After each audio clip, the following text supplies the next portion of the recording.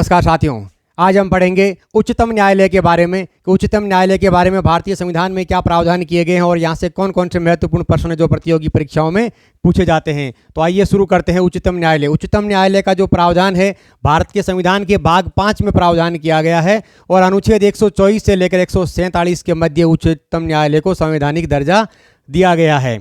उच्चतम न्यायालय की भारत में शुभारंभ या उद्घाटन 28 जनवरी 1950 को किया गया था। 28 जनवरी 1950 को 26 जनवरी 1950 को भारत में संविधान लागू हुआ था और उस संविधान के प्रावधानों के तहत 28 जनवरी 1950 को इसकी विधिवत शुभारंभ किया गया था। और वर्तमान में जो सुप्रीम कोर्ट है उस सुप्रीम कोर्ट में न्यायाधीशों की संख्या 34 है, जिसमें एक मुख्य न्यायाधीश है और 33 अन्य न्यायाधीश हैं। और ये व्यवस्था 2019 से चल रही है। न्यायाधीशों की जो संख्या है उसका निर्धारण करने की जो शक्ति है वो संसद के पास है।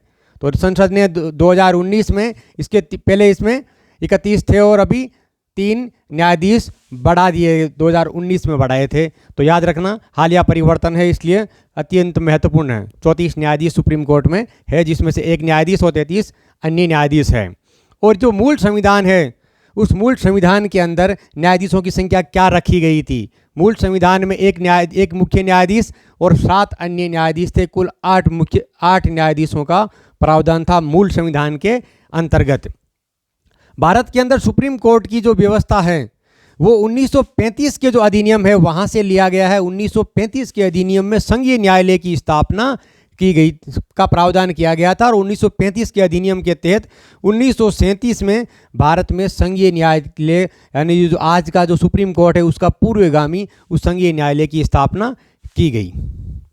सुप्रीम कोर्ट का जो स्थान है वो नई दिल्ली में है वर्तमान में। और अगर सुप्रीम कोर्ट का मुख्य न्यायाधीश अगर चाहे तो राष्ट्रपति की पूर्व अनुमति लेकर किसी अन्य स्थान पर भी इसकी सुनवाई कर सकता है। सुप्रीम कोर्ट का मुख्य न्यायाधीश अन्य स्थान को तय कर सकता है सुप्रीम कोर्ट की सुनवाई के लिए। इसके लिए राष्ट्रपति की पूर्व अनुमति आवश्यक है। सुप्रीम कोर्ट में जो न्यायाधीश होते हैं उनकी नियुक्ति कौन करता है, तो एक ही वर्ड में उत्तर है कि नियुक्ति राष्ट्रपति करता है। और राष्ट्रपति करने के लिए जो इसमें कोलेजियम व्यवस्था है, कोलेजियम व्यवस्था क्या है, उसके अंतर्गत एक मुख्य न्यायाधीश और 4 वरिष्ठ न्यायाधीशों की सलाह के आधार पर न्यायाधीशों की नियुक्ति की जाती है। और ये जो न्यायाधीशों की नियुक्ति की जाती है ये बहुमत के निर्णय के आधार पर नहीं बल्कि सहमति के निर्णय के आधार पर की जाती है। एक मुख्य न्यायाधीश और 4 अन्य न्यायाधीश पांचों सहमत होकर राष्ट्रपति को परामर्श देते हैं। उस परामर्श के आधार पर राष्ट्रपति न्यायाधीशों की नियुक्ति करते हैं। इस व्यवस्था को कोलेजियम व्यवस्था कहते हैं और ये 1993 में प्रारंभ हुई थी टू जजेज केस के दौरान। न्यायाधीशों की क्या योग्यता होनी चाहिए, किन लोगों को न्यायाधीश के पदों पर नियुक्त किया जाएगा। तो न्यायाधीशों की जो योग्यता है कि 5 वर्ष तक उच्च न्यायालय में न्यायाधीश के पद पर रह चुका हो या 10 वर्ष तक सुप्रीम कोर्ट या हाई कोर्ट में वकालत कर चुका हो और वो राष्ट्रपति की नज़र में एक पारंगत विधिवेता हो, उस व्यक्ति को सुप्रीम कोर्ट का न्यायाधीश नियुक्त किया जा सकता है।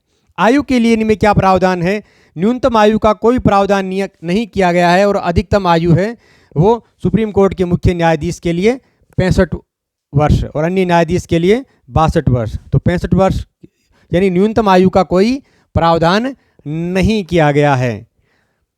तो ये थे महत्वपूर्ण बिंदु। इसके अलावा है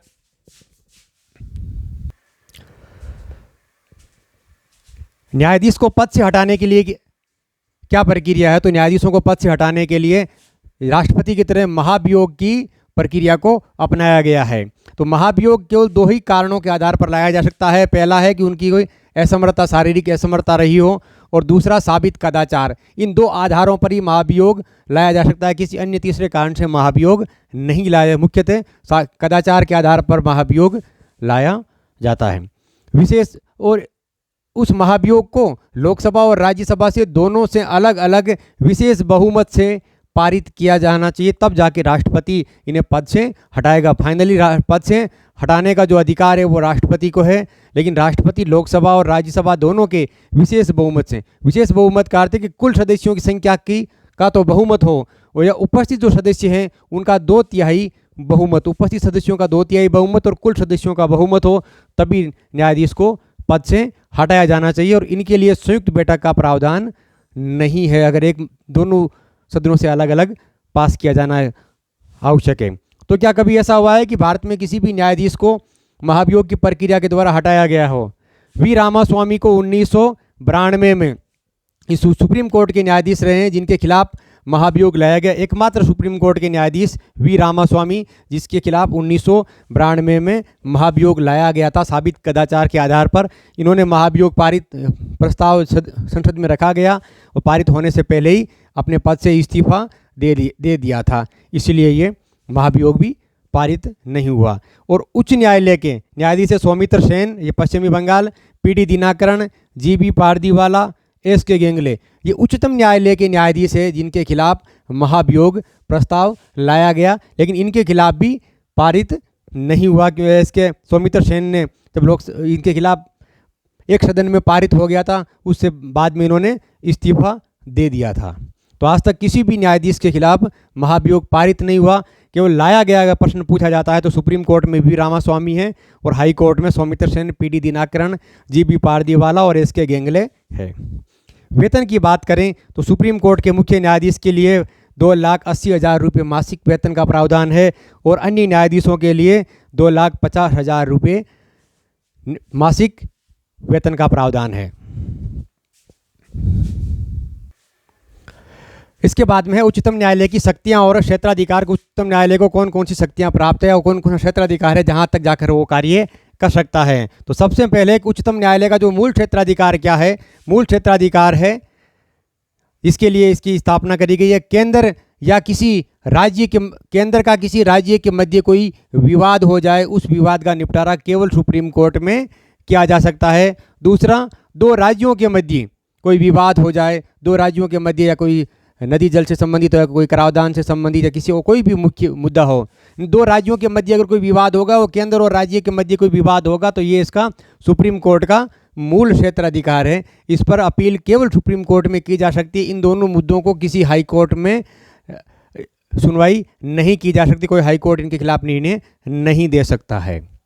दूसरा क्षेत्राधिकार है अपीलीय क्षेत्राधिकार। अपीलीय क्षेत्राधिकार में हम उच्चतम न्यायालय में अगर आपने केस दायर किया और वहाँ आपको न्याय नहीं मिला है तो आप सुप्रीम कोर्ट में अपील कर सकते हैं। इसमें कोई दीवानी है, फौजदारी, किसी भी प्रकार का कोई मसला है जो हाई कोर्ट में अगर खारिज हो गया है या हाई कोर्ट में आपको न्याय नहीं मिला है तो आप सुप्रीम कोर्ट में अपील दायर कर सकते हैं। ये अपीलीय क्षेत्राधिकार की श्रेणी में आता है। ये आम नागरिकों को प्राप्त है कि आम नागरिक वहाँ सुप्रीम कोर्ट में जाकर अपील कर सकते हैं। सलाहकारी क्षेत्राधिकार अनुच्छेद 143 के तहत राष्ट्रपति किसी महत्वपूर्ण विधेयक पर हस्ताक्षर करने से पहले सुप्रीम कोर्ट की राय लेता है कि सुप्रीम के ये अमुक जो विधेयक है वो संविधान के अनुसार है या नहीं है। तो इस और राष्ट्रपति को सुप्रीम कोर्ट सलाह देने के लिए बाध्य भी नहीं है और उस सलाह को राष्ट्रपति मानने के लिए भी बाध्य नहीं है। दोनों बातें याद रखना कि राष्ट्रपति सुप्रीम कोर्ट से सलाह मांगता है तो सुप्रीम कोर्ट सलाह देने के लिए बाध्य नहीं है और सुप्रीम कोर्ट जो सलाह देता है उसे राष्ट्रपति मानने के लिए भी बाध्य नहीं है। इसमें जो सबसे ज़्यादा प्रश्न पूछा जाता है कि किस अनुच्छेद के तहत, अनुच्छेद 143 के तहत राष्ट्रपति को सुप्रीम कोर्ट से सलाह प्राप्त करने का अधिकार है।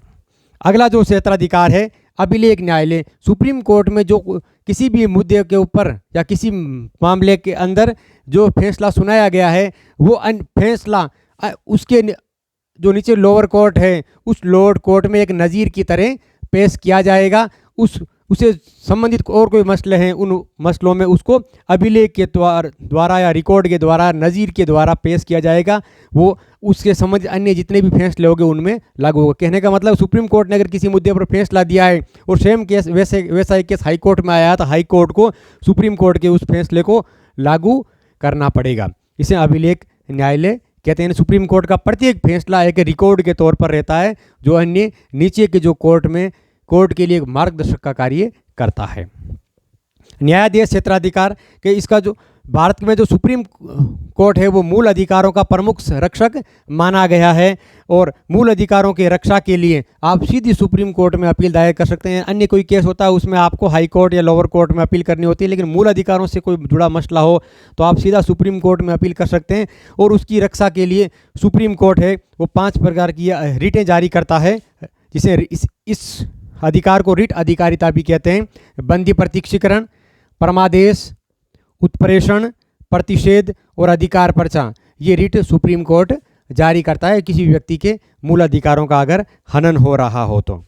इसके बाद में छठा है न्यायिक समीक्षा, जिसे न्यायिक पुनरावलोकन भी कहते हैं कि संसद ने कोई कानून बनाया है और राष्ट्रपति ने उस पर हस्ताक्षर भी कर दिए हैं, तो सुप्रीम कोर्ट के संज्ञान में ये आता है कि अमुक जो कानून है वो संविधान की अनुरूप नहीं है, तो सुप्रीम कोर्ट उस संबंधित केस में संसद को ये कह सकता है कि आपका ये प्रावधान है अनुच्छेद निम्नलिखित अनुच्छेदों के खिलाफ है, इसलिए इस पर पुनर्विचार कीजिए, इसका पुनः अवलोकन कीजिए। और संसद अगर उस पर पुनः अवलोकन नहीं करती है तो सुप्रीम कोर्ट है उस कानून को रद्द कर सकता है। इसे न्यायिक समीक्षा कहते हैं। तो संविधान संसद द्वारा पारित प्रत्येक विधेयक है वो विधि सम्मत कानून के सम्मत होना आवश्यक है, नहीं तो सुप्रीम कोर्ट उसे न्यायिक पुनरावलोकन के अंतर्गत ले लेता है। इसके अंतर्गत अन्य शक्तियां हैं, अगर जैसे कोई राष्ट्रपति उपराष्ट्रपति के चुनाव से संबंधित मसले हैं केवल सुप्रीम कोर्ट में देखे जाएंगे। इसके अलावा आरपीएससी का या यूपीएससी का कोई से कदाचार से संबंधित कोई मसला हो तो वो सिर्फ सुप्रीम कोर्ट में देखे जाएंगे। ऐसे जो बड़े मुद्दे हैं वो केवल सुप्रीम कोर्ट में देखे जाएंगे। इस प्रकार से ये 7 अधिकार सुप्रीम कोर्ट के जो प्राथमिक क्षेत्राधिकार है और उसके शक्तियों का क्षेत्र है।